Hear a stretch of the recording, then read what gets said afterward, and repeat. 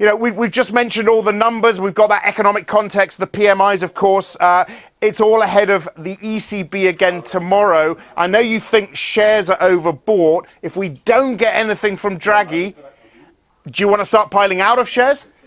Well, I think the longer term trend remains up with all the central banks putting so much money in the system, Japanese, ECB probably, and then the Fed also not too hasty to hike rates as well. So that's a long term view. But in the short term view, of course, we're clearly overbought, and if we get nothing from the ECB, which is a close call, I guess, I think we might see some downside. So I would be a little bit careful going in to the ECB meeting. How much of a chance is there that we're going to get anything from Draghi tomorrow?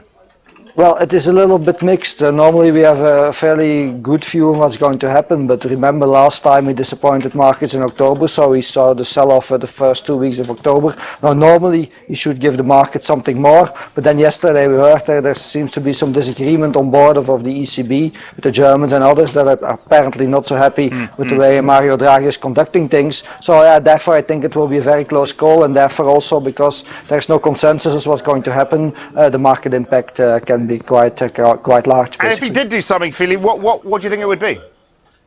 Well, it's what the markets at the end of the day wants is more clarity on what exactly is going to be bought, and then what they ultimately hope for is probably some buying of sovereign bonds. Now there are some technical issues and also philosophical issues that are very hard to tackle, so it will not be easy to give that immediately, but what he could do is open the door a little bit more to start doing that maybe in January, February. That's not the other base scenario, but eventually when the situation in Europe from an economic point of view, and especially from an inflation point of view, continues to deteriorate, he will maybe be forced to take action.